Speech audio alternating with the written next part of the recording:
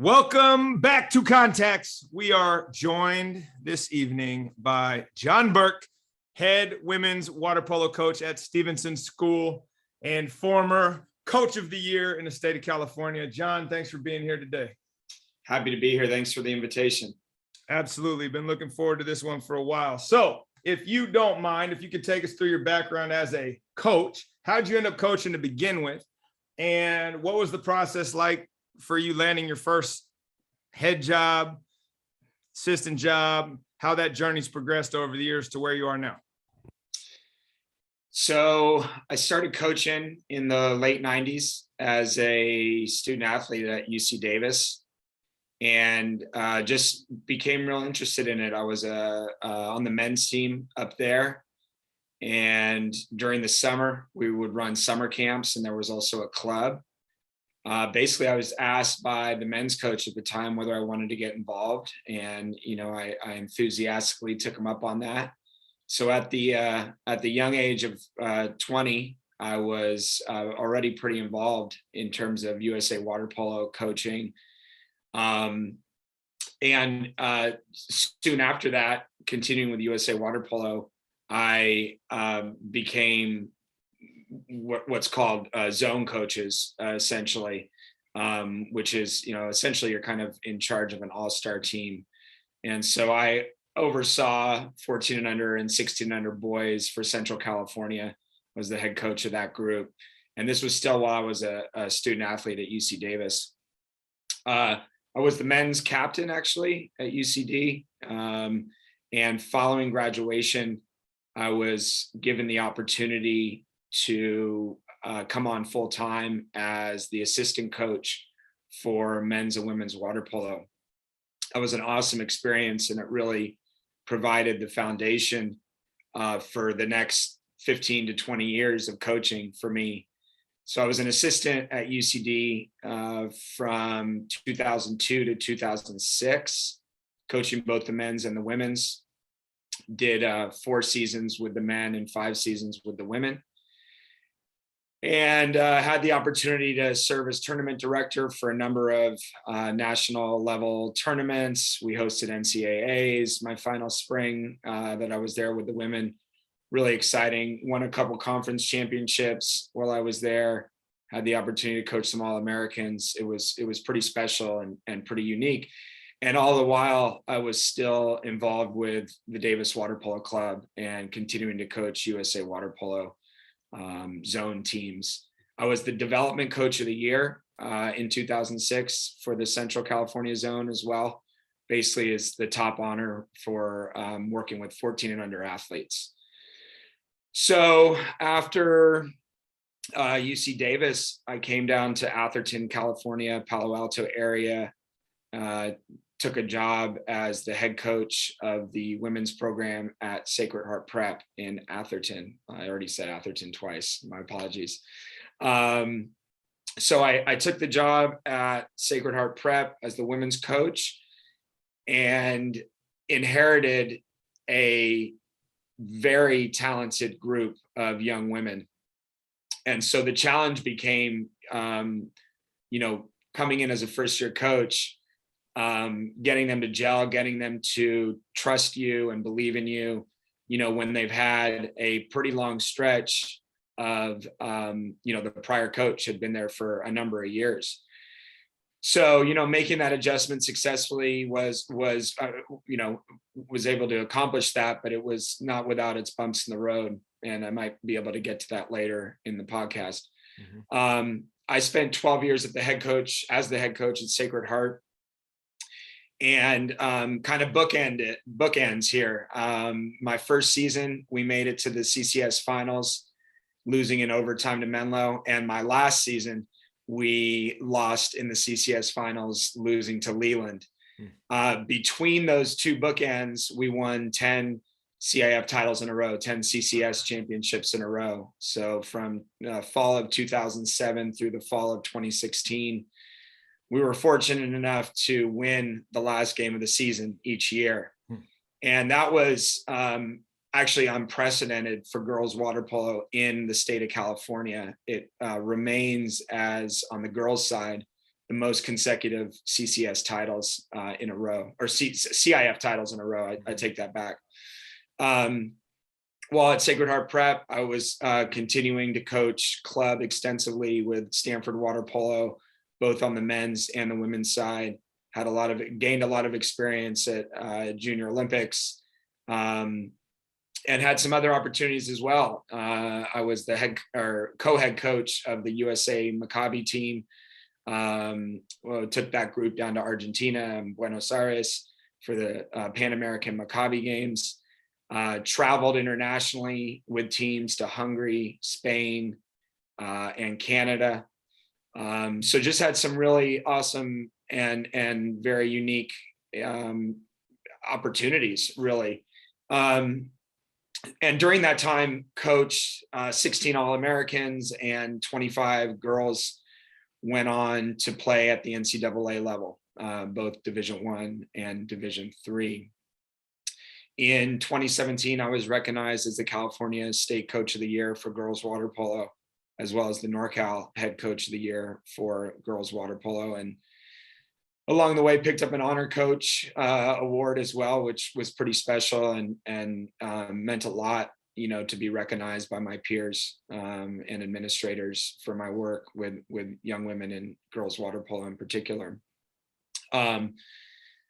So then in 2018, kind of seeking a bit of a professional opportunity, I moved down to the Monterey area and invested more fully in my kind of 9-to-5 career. I was the director of college counseling at York School in Monterey. And shortly after my time there, I had the opportunity to come over to Stevenson, and I knew it was going to be something that I couldn't pass up. And 2019, I was actually assistant at Stevenson. 2020 rolled around, COVID hit. I became the head coach. Very unique to be in your first year as a head coach and have to deal with a pandemic. But we stumbled through that with a kind of online coaching, essentially. And then in 2021, we were ready to roll, and we were back in the water, and had a really successful year.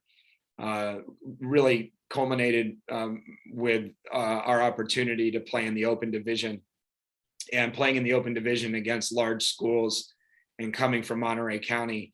That's not something that is lost on me. That was really an honor. And, I think we were on the border with being a Division II school, and, much, I think, in our opinion, to be recognized as an open level team and to go in there and really play hard and compete. I wouldn't have traded that for anything. So that's a little bit about my background. Love it. Thank you for that. That gives us a lot of information to work from. And I want to go back to something that you said, that in 2006, you became the head coach at Sacred Heart Prep. And this is after 6 years of being an assistant men's and women's coach and a ton of club experience. But now you're moving over what we call 18 inches to the right or left. Can you talk a little bit about what that shift was like, right? I've been prepared. I've had great mentors. I know how to do this. And all of a sudden now you're the head coach. You're replacing someone who's been there a long time.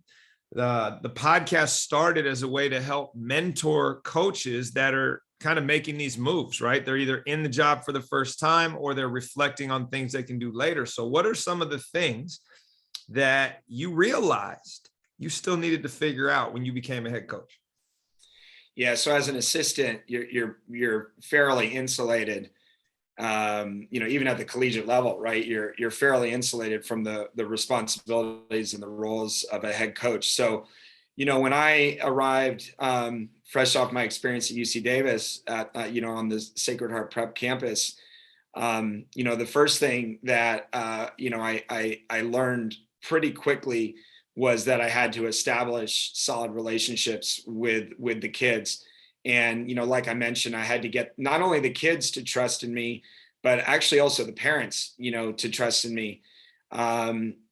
So, some of the kind of things that I realized there as a head coach early on, there was a lot of expectations, there was a lot of pressure, and I did my best to not get too wrapped up in that. Right, the team the year before I arrived had actually lost in kind of an upset loss in the CCS semis, despite being the number one team, the number one seed. And so I was also inheriting a group that was really hungry to get back into what they hoped would be the CCS finals. And that goal came relatively easy for them. When we sat down early in the season and mapped out, what our goals were for our outcome goals, the girls came up with that. And so I realized there that it was just a matter of trying to kind of be the driver. That team was particularly unique because it had 3 girls that went on to play Division I water polo. One at Stanford, 2 at Stanford, actually. 4 girls that went on to play Division I water polo. 2 at Stanford, 1 at UCLA, and 1 at San Jose State. One of them actually went on to become an Olympian and a gold medalist in 2016, KK Clark. And Adriana Vogt went on to set the record for freshman goals scored in the MPSF, which is the Mountain Pacific Sports Federation, the top conference for women's water polo in the country. So, trust was important. Focus and goal setting was important. Having fun was important. I wanted them to know that I was also a coach that believed in enjoying the ride, right? And, not always taking ourselves super seriously, and the other thing was I was able to establish a lot of that in the summer. I got to Sacred Heart in May, and I had a couple months, summertime, to really kind of acclimate to the culture and get to know the kids pretty well. And so by the time we're kicking things off in August, we're already pretty comfortable with each other at that point in time. And I would say, that was a huge benefit, right? Because when preseason opened up, we already, we're pretty familiar with each other. Yeah, let me pivot here for a second. Yeah. And obviously what you just said, off-season work, especially in relationship building, especially in team chemistry, super important. And the more times you can do that, whether it be in a pool or not, is just going to help any team be more cohesive. But I want to go back to when you said that you won 10 straight CIF titles. And I'm going to ask you a little bit of a weird question here, which I'm pretty sure you're not going to have an easy answer for, but we'll see what you say. What opportunities do you think were missed during that time because of all the winning that was occurring that you didn't really get to dive into because it was somewhat hidden due to the success, right? Because sometimes like the failures are the things where you really realize like, oh, I need to address this. I need to change this. Are there some things now as you reflect back that, not that winning kind of hides your issues, but some of the things that you're like, wow, we had so much success that we didn't have to go through X. We didn't take advantage of Y. What do you have to offer on that for coaches that don't necessarily see the same run of success and they're trying to figure it out as they go? Yeah. So the big thing with that run that was a negative, and this kind of came from the top down, meaning myself, it became very transactional, right? Where players kind of became chess pieces, if you will. And, that's part of head coaching, right? Is putting people in the right place. But it became more, I think about keeping the streak alive than, really, ultimately not enough time developing them as young people and leaders, and, really being hyper focused on, how we're doing, how, and ultimately getting to the finals. Ironically, our goal was in those 12 years where I was head coach at Sacred Heart, and this goes back to my belief in goal setting, and I'm happy to talk about that at some point. Ironically, our goal was never to win a CIF title. We never set that as our long-term outcome goal. Our goal was always to win the semifinal. And that was something that came from my mentor at Sacred Heart Prep, the boys coach, a guy named Brian Kreutzkamp. And I was extremely fortunate to really kind of pair up with him, if you will, and learn a lot from him.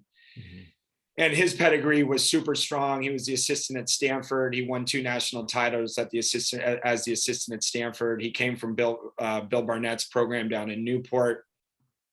And he really taught that to me, that the goal was, peaking for the semifinal. That's really when you want to be at your best. And then the finals, it's just, hang on and have fun, right? And we really did try to do that in the finals. But I would say, along the way, that pressure, that it became my job to actually remove the pressure from the players. That was really what it came down to. And so I would constantly, if we took a loss regular season, remind them, for example, like, hey, this is all part of learning. This is how we're going to be better 2 months from now. Because kids, especially high school kids, they can really get wrapped up by a regular season loss, particularly maybe if it's like to a rival or something like that. So part of my job became, getting them to understand that even through losses, especially in the regular season, because it was amazing. We never lost in the playoffs. We were like, 54-0 in the CCS playoffs or something like that, or 27-0, or I can't remember exactly. Right. But, teaching kids that, the outcome goal is ultimately where we want to be. And, I'd always put it on a dry erase board, this graph where, you start in one corner of the graph, you've got a horizontal axis and a vertical axis, and you start in the corner. And as you're drawing an upward trend, you're going up and down, right? And explaining to these kids, like, listen, we're going to have those downs. We're going to have those moments, but let's look at the overall trend here in terms of where we're going to be in November.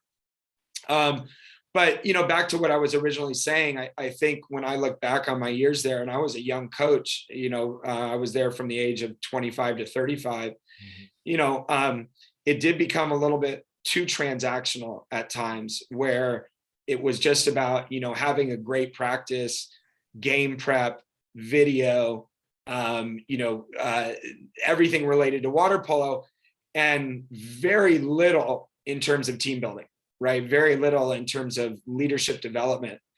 And that wasn't necessarily every year, but there were definitely some years where that became the norm. And if I could go back and do it again, I would change that. Interesting. Yeah. So I want to pull at that thread a little bit, and I want to take this opportunity to jump to the present day. So people that aren't aware, that may be tuning in from out of the Central Coast area, Stevenson as a boarding school campus, Sacred Heart Prep as a day school, similar in some ways, very different in others.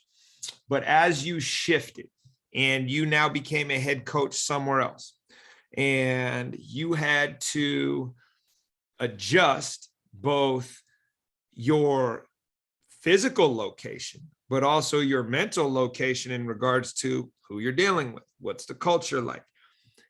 Talk about that for a moment, and the things that you were able to bring with you, first as an assistant, and then when you took over, and the things that you realized, to your point, you know what? I don't need these anymore. This is going to serve better. Well, I'd say one of the first things was adjusting to the cultural shift. And so at Stevenson, there's more emphasis on I think kind of a joyful life more than anything else, and balance. And I think one of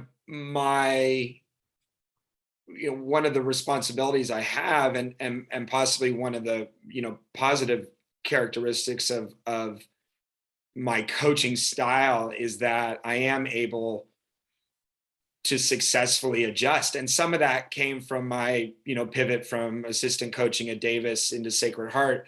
But I had multiple opportunities along the way, particularly through like club, right, or national team stuff, or Olympic development program stuff, I should say that slightly different, where I was inheriting new teams. So I had a lot of practice along the way of, moving into different head coaching roles. But Stevenson is really the first place I've been where not only is it boarding, but you have kids playing multiple sports. My time at Sacred Heart, these were aquatic athletes, and the only other thing they did on the land was lift weights, right? But the rest of the time they're swimming and playing water polo. And so, really stepping back and now realizing I have that opportunity to not be as transactional, right? And to really invest in the kids and in their experience, and making sure that, from your 25th or from your top player down to your 25th player, everybody's entitled to having a positive experience. Everybody's entitled to getting, something out of it, right? And learning things along the way. So, for example, the goal setting that I started to do at Sacred Heart and carried through my 12 years there, we did the exact same goal setting at Stevenson, but adjusted, right? Adjusted, to the new environment, right? But still going through and setting outcome goals and setting performance goals, because my experience as a coach has been that is one of the most important things you can do. But it takes time to adjust to a culture, for sure, right? And yeah, go ahead. Well, let me ask this, and then I want to come back to the goal setting, and I want to come back to some of the leadership things that you talked about. But I want to do this before I forget, because I think a lot of coaches have had their feet in other spaces, be it college, be it club. They're not all groomed high school coaches, right? So what would you say was the biggest shift coming from college to high school, both back at Sacred Heart and then even as you shifted to Stevenson here, that you could offer as beware of this moment for people that are listening who have college background and are now just getting into high school, and how different that can be? What are like maybe 2 or 3 things you could just point out and be like, hey, at the college level, this is important. At the high school level, this is important, or however you want to frame the question. Yeah. So great question. So the big difference, or one of the largest differences, is that at the college level, everybody's there, right, to play water polo. And every athlete, both on the men's and the women's side, were coming out of highly successful programs, particularly on the high school level. Right. There were particular schools we would, go back to multiple times in terms of recruiting. So, when you're coaching at Division I, really any college level for that matter, your roster is full of kids, young adults, really, or adults at that point, that are all there really for the same reason. And so one of the main shifts to high school, both to Sacred Heart and in particular to Stevenson, is realizing that everybody's there for a different reason, right? And one of our jobs as head coaches is to get them to buy in to the same reason, right? And to really focus on, we don't all have to be best friends, but we have to agree that we're here for these specific reasons or goals, right? And getting them to put away their differences, right? To embrace that. So I would say, one of the biggest changes at the high school level is, you're going to have kids that this is not their top priority, right? Where maybe another sport is their top priority, or academics are their top priority, or family, having to take care of a sibling is their top priority, or working is their top priority. And, going back to what I said earlier, you still have to approach it with the idea that no matter how they're presenting, each kid is entitled to the same positive experience. And I think that is paramount, from the top down. yeah, you're going to coach up those top level players, you're going to put them in positions to help you win games, but you got to connect with your bench players just as much. The other thing I would mention is parents, right? I mean, I'd be remiss if I didn't bring that up. So, at the high school level, you've got parents, and sometimes you have parents that don't respect boundaries. That is not the case at the college level, at least in my experience, when I was an athlete at the college level as well as a coach. So learning how to manage parents, learning how to communicate with parents, keeping them involved, but still at arm's length distance. You still want them to buy into the program. You want them to, show up and cheer for your teams. You want them to have, tacos after the game, all those things. But that is also a very large adjustment. And I've seen coaches get into trouble when they don't realize that the parents kind of come along as well. It doesn't mean you have to, become buddy, but it does mean that you have to realize that that's an important part of your job. Yeah, I think that's a great point, because at the college level, obviously you're dealing with adults, right? And you can theoretically just give people the Heisman and be like, hey, you know what? I'm dealing with an adult. Like, we're adults. This is what we're doing. But at the high school, even at the club scene, right? All of that stuff, it's like the parents have to get their kids there. The parents are the ones making this possible. And like, how do you navigate those relationships, making sure you keep the athlete at the center of the equation, which sometimes I think gets lost. And that's, what I would offer to your point is, hey, coaches, you got to be able to figure out the athlete's experience is what's most important. And how do you work in partnership with the parents to make sure that happens? I want to go, and I keep saying we're going to get this goal setting, but there are things that you're saying that I want to touch on here. So you bring up parents. How did becoming a parent yourself change your approach to coaching? Well, right now, my kids are starting to play sports too. So, it's, I don't, excuse me.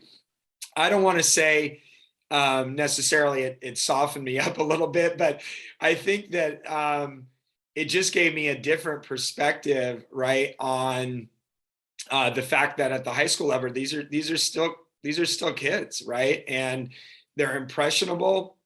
They remember what you say, right? They can personalize things. They're more, there's more of a tendency to personalize things. But I would also say that it made me take the role of a head coach and see it more as a teacher than again, I kind of talked about this transactional nature of it. And, having kids that are starting to play sports, that's ultimately what I want out of their coaches. I want somebody who is going to teach, right, and is going to be supportive. So, that's something that I've adjusted to as I've gotten older, is really viewing, in my case, the pool, as my classroom, right? And it being an area where, I kind of, almost lead them as you would lead a math class, right? Or a history class, in terms of, game planning, and in terms of planning out your practices. And, our final in water polo is a little bit different, but in many ways, a history teacher wants to prep, their kids for the final, and, we're prepping our kids for a championship, but there's a lot of parallels, right? No, 100%. And that, I think, will allow us to segue back into the goal setting conversation, because I think what we say here at Stevenson a lot is, we use athletics as an opportunity to teach leadership, teach followership, and to learn to be part of something bigger than yourself, right? And so I think being able to see the forest for the trees there, especially now as a parent of your own children who are playing sports, and listening to some of the things they say, right? You have young ones, I've got older ones, but it's like, so-and-so doesn't like me. And it's like, I don't think that's accurate, but something that they may have said or done makes the kid feel that way. And so how do you be alert to those moments? How do you continue to build relationship to make sure that those kids know you believe in them, know that you care about them? And I think that's a great shift for people to be aware of as you navigate this. So, well, can I add one thing? Yeah, absolutely. Yeah. So the other thing is that, I'll apologize to a kid. I will bring them into my office and say sorry if I've crossed a boundary, right? In terms of maybe, being too harsh or raising my voice, or, at times, I can get pretty fired up and even, yell during a match, right? Never in a manner that's really personal, but at times, it can be too intense. And sometimes it's directed right at a player. And so there have been times in my career where I have brought a kid in and say, hey, I just want you to know that I'm aware that I may have crossed a line, right? And that reestablishes trust. And I think it also is a lesson for them in terms of sometimes adults need to, fess up to their mistakes as well. So that was just kind of something you made me think of. Yeah, no, for sure. And I want to ask another question there, but that's going to take us down another rabbit hole. So I'm going to press pause on that. Let's go really quickly over goal setting here. Yeah. Because you keep coming back to it. So talk about that as an offering to other coaches about the utilitarianism of goal setting, but also steps that you would engage in. So maybe they can take that away and utilize it on their own. So there's a book I was introduced to by a exercise biology professor at UC Davis. It's a book called The Art of Coaching, and the author is a guy named Jim Hinkson. And Jim was actually a lacrosse coach from the Northeast. I don't remember the high school, but he's a high school coach. And in this book, The Art of Coaching, 2 chapters in particular that I read every single year that I was a high school head coach. So 12 years in a row, I would always start my season, even before the kids showed up, by reading these 2 chapters in The Art of Coaching. I've done the same thing at Stevenson. The first chapter is on goal setting. The second chapter is on performance in a championship match and how to get kids to be at their best when it matters the most. And I'm happy to talk about both of those, but I'll talk about the goal setting first. So in the goal setting, there's a number of different goals. One of them is outcome goals. I'll get back to that in a second. One of them is performance goals. But there's also goals in terms of team behavior, right? And getting teams to actually come up with those behavior guidelines. And I haven't been able to do that every year, but the years that I've done it, it's been very effective in terms of them kind of policing themselves. And we even broke it up into rules in the locker room, rules when you're traveling, practice rules, game rules, and really defining these things. But really the outcome and the performance goals are where I fell in love with this material, to be perfectly honest. So the way that you differentiate outcome goals versus performance goals is really short-term goals versus long-term goals. The outcome goals being long-term, the performance goals being short-term. The performance goals are really centered around statistics, and each sport is going to be different. But what that allows you to do is it allows you to really, in an objective manner, it allows you to really dissect each game, right? And talk about your shooting percentage, talk about your 6-on-5 percentage, talk about your 5-on-6 percentage, talk about how many assists or steals you have, right? And then what you do with those performance goals is you can match them up against whatever your actual goals are in terms of statistics, right? And you can say, hey, our goal was to go 35% on 6-on-5. We were at 17% that game, and we lost by 2, right? So it allows you to really distill down, right, a game without it being abstract, like we didn't play well, right, or we played well, right? And so the performance goals, at least in my experience, have always been on kind of a game by, not only a game to game kind of format, but also breaking the season up into quarters, right? So we would set performance goals for the first 6 games of the season. We would set performance goals for games 7 through 12, performance goals for, 13 through 18 and 18 through 24. So quarterly, you're also tracking, like, where are we, and then each quarter readjusting those performance goals, right? So that's kind of where performance goals come in, and each sport's going to be different, right, in terms of how they track that, right?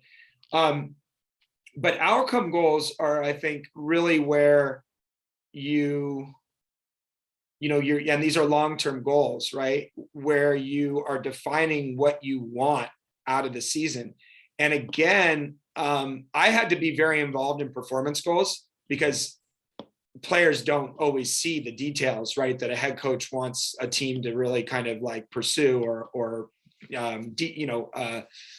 keep track of, right? And so I would play a very large role in defining performance goals, but outcome goals, I facilitate the discussion, right? I provide some information, right? And then really let them have a discussion about what they want. And so, for example, at Sacred Heart, and I'll talk about Stevenson in a second, but at Sacred Heart, typically, like, our goal was, to win league, right? To play in the CCS finals and to finish and to qualify for NorCals, basically, right? And so Stevenson, it was to win league and play in the Division II finals. Now we ended up, getting moved up to the open division. So that was a curveball. And actually, I had to really, dive into that, because that curveball really surprised a lot of the kids, a lot of the girls, because they were expecting, a nice run through D2, and all of a sudden, we're the 8th seed coming up against the number 1 seed in the open division. But one thing I want to say about outcome goals is you define them and then you put them away. You don't come back to them over the entire course of the season, because if I come back to them, I create unneeded pressure on the kids. The kids know what they are. The parents know what they are. The media might even know what they are, right? If they're following our team. And so as a head coach, we'll talk about it at the beginning of the season, and then you won't even hear me bring it up until we're already going into the postseason, right? It's like the seeding meeting. Yeah. And that helps kids, in my opinion, and athletes to, and get them to, and while you're getting them to follow these performance goals, it takes a lot of the pressure off, and even in those playoff games, we're still talking about performance goals. Because if I say we need to win the CCS semi, guess what? We're probably not going to win it. I mean, that's just that part of that is, superstition, right? But and I will tell you, just my opinion. We had a writer from the Mercury News, San Jose Mercury News, say, you guys have managed to be at your best somehow every time in the CCS finals, right? And how do you do that? And to me, it really boils down to, performance goals and outcome goals. Sure, part of that is like getting the horses, getting the athletes, no doubt about it, and putting them in the right spots. But you've got to get kids to think about single games. You've got to get them to, rebound from a loss and not put pressure on them for, how they're going to fare come postseason. So that's a little bit about goal setting. Yeah, I think a great takeaway from that, in addition to the way in which you structure that and then the reference of this book, The Art of Coaching, is just this idea of being present, right, in the moment and focusing on that and being about process and letting that dictate outcome. And I think, the way you said it describes it almost in minute detail about how you can set these, not just game goals. I mean, you could break down to quarter goals within the games. Absolutely. Into the season, right? And my predecessor here, my buddy Matt, he would do that before every game. It's like, we want to get, we want to hold them to 8 points a quarter. We want to get this many X's. And it's just like, it's not how I'm wired, but it was something that they could hang their hat on, right? And so it keeps them in the moment for sure. Yeah. And I think, how do we teach kids, but also coaches for that matter, like, focus on the process of showing up every day and just trying to get a little bit better, and the outcomes will take care of themselves. And the more that we can embrace that anxiety level slows down, right? We see it in our kids who are, I got a kid in the dorm. He's worried about his job after college, and he's not even graduated from high school. It's like, yo, like enjoy the sunshine, right? So I think that's a great thing to point out for people to help them break things down so that they're digestible, but also to keep them focused on the right things, right? Keep the main thing the main thing. I'm going to throw you a curveball here. Okay. Because hell, why not? Yeah. We know each other well. What is something that you think you did well this year based on your years of coaching? But it was like this year with everything that was happening, COVID, we haven't played in a year, etc. I think I was able to do this pretty well upon self-reflection. Well, that you would like to do again next year. Yeah, I mean, I one of the highlights, I think, just in terms of, doing something well, I mean, I do think is getting the girls to pivot from, really thinking about a Division II run, because we had a good season. We had a good team. We had some great athletes. And our outcome goal was, to make a strong run in the Division II finals, and then to find out, hey, we're brought into the Open Division.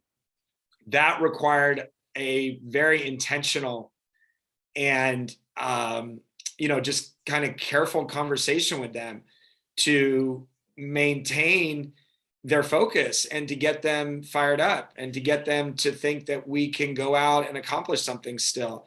And, that we knew that may not mean winning, right? But we knew that we can play with effort. We knew that we could be resilient. We knew that we could respond, if they went on a run, right? So I would say that is a highlight. I would also say, keeping kids, in our league, there's a lot of kind of, we play in our league, and then we've got, these high level tournaments, right? And, some of the scores from the league were pretty, the margin was very big. Yes, exactly. I was looking for the right words. The margin was very big. And then we'd have to go and play, St. Francis Mountain View, or we'd have to go and play Los Gatos, right? Or Menlo. And so keeping the even during like those league matches where the margin was very big, keeping the kids focused, keeping them thinking about performance goals, really kind of setting that stage as this is still preparation for when we play these higher caliber teams.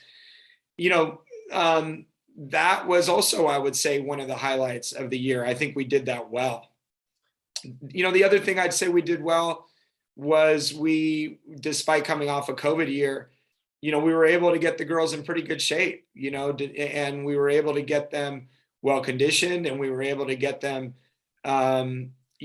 tough. Their toughness really stood out.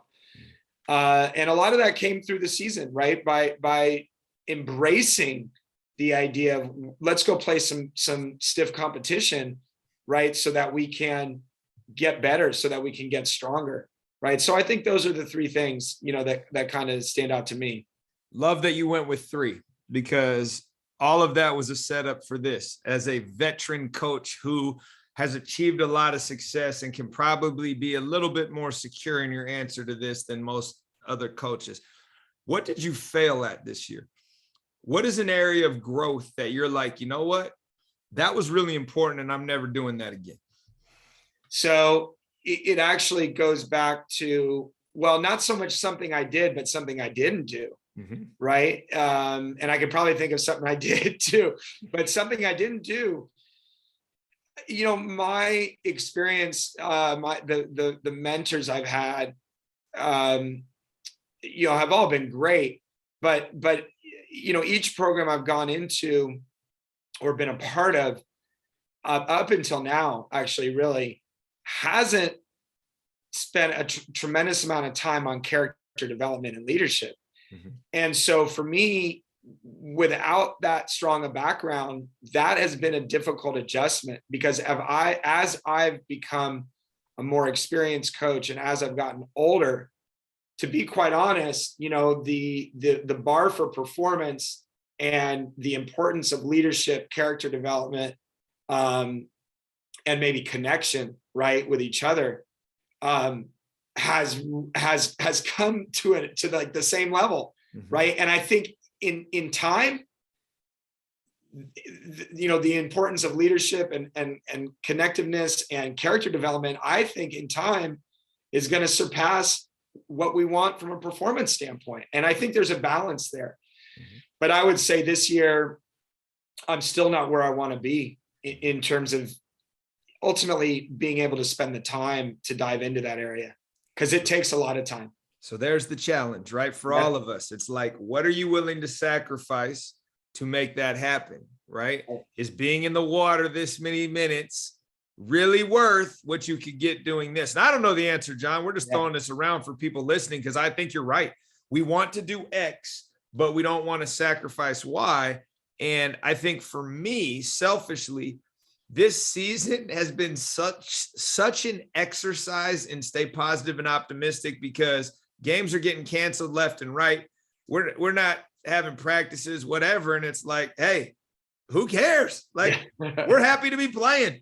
And so it's like, how do you keep that attitude when things normalize and not get sucked back into the vacuum of like, this outcome is the most important thing? No, like the most important thing is making sure that we set these kids up to be independent adults and to make decisions and to, be great friends, be great mentors to others. And I think through those experiences, you're doing that. It just might not be as intentional as you want. And so I think, I love that answer. I love the fact that you're willing to get in the weeds there a little bit and pick on yourself. And thank you for sharing that. I want to do one more thing here before we wrap up. You mentioned that coming here was a little bit of a shift. And actually your club experience probably lends itself to this as well, because you usually deal with the younger club kids, it sounds like. Yeah. What can you identify, and this is again me with my soapbox, that these multi-sport athletes bring to the table that, I don't want to say this in a negative way, but athletes that only do one thing don't, right? And I know, like, for your years you've had, these aquatics kids, but what are these other kids that you're now seeing in the pool? What are the things that they have that maybe is lacking, that some of these other kids could probably do themselves a favor and go out and do some other things once in a while? Well, I think that,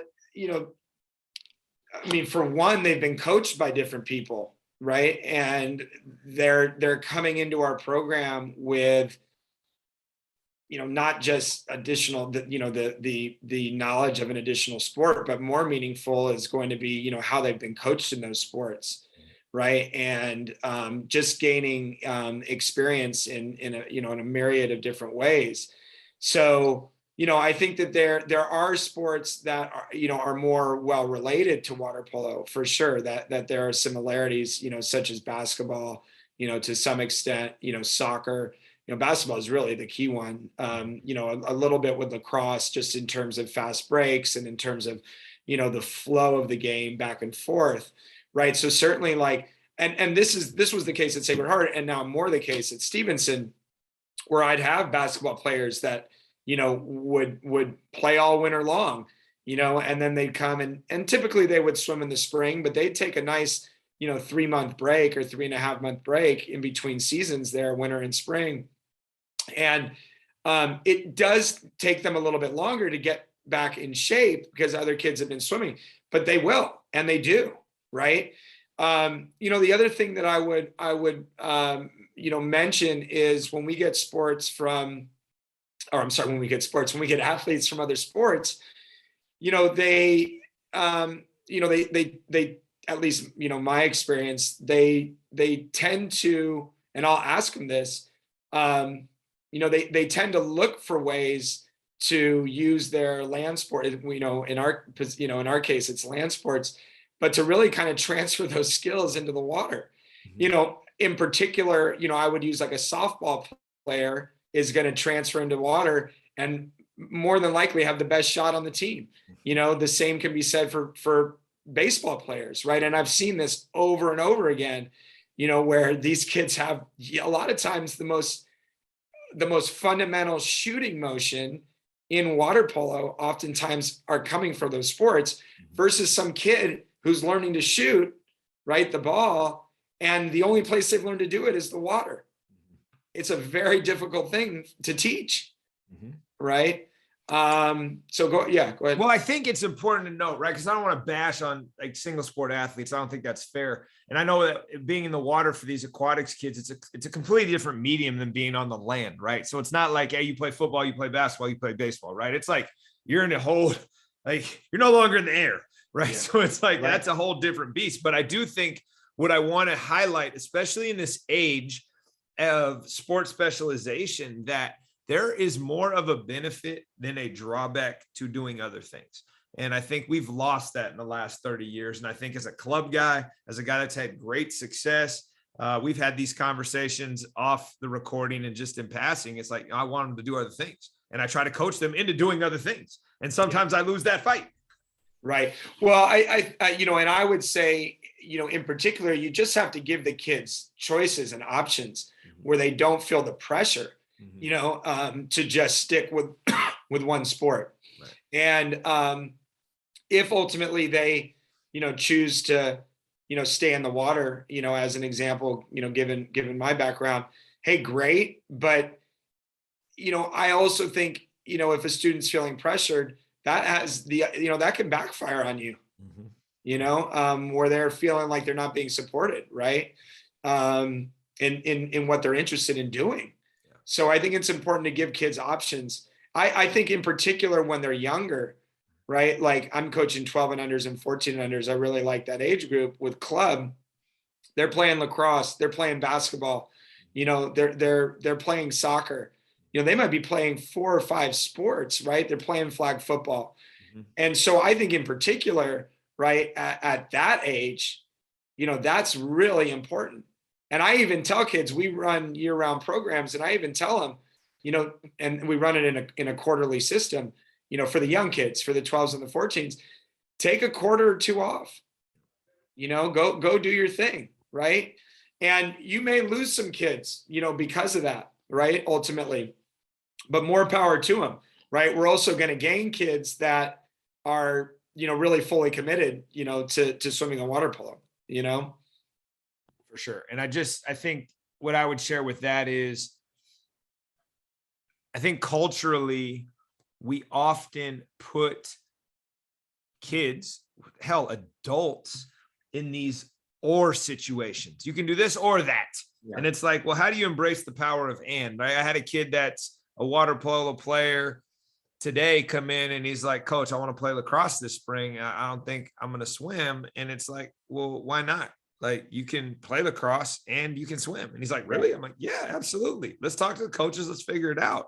And I think kids don't advocate enough for themselves because they don't think it's possible, because we've created this culture where it's like, you can't ask questions. And it's like, no, lock in, ask questions, figure out what you want to do, and try to figure out a way to make it happen. Yeah. And I think that's a great thing to share that you mentioned in regards to telling kids to take a quarter off. Like, let's figure it out.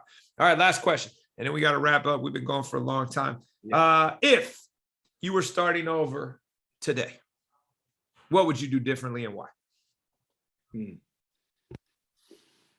That's a good one.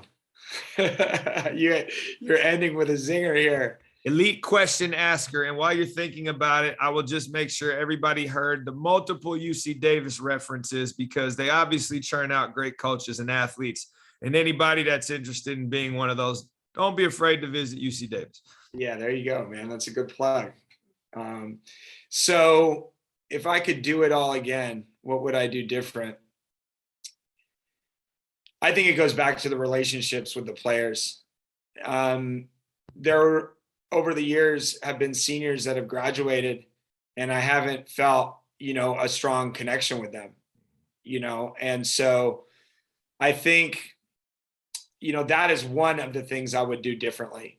I would do more team building activities. I'd take them to the beach. We'd go on hikes. We'd barbecue, right? I think that those experiences can, really solidify and have a team, kind of gel.